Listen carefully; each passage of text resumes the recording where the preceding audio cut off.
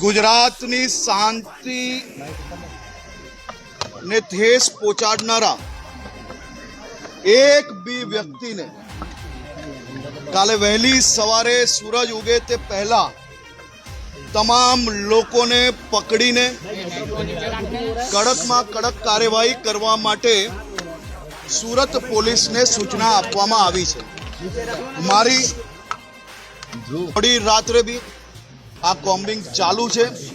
કાલે વહેલી સવારે સૂરજની પહેલી કિરણ જ્યારે સુરત શહેર પર પડશે તે પહેલા આ તમામ લોકોને પકડી લેવા માટે સુરત પોલીસે સંકલ્પ લીધો છે।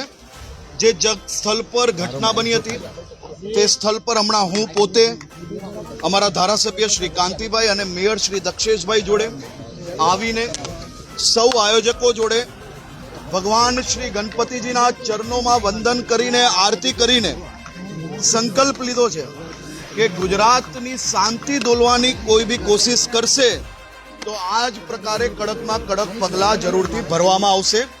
આપ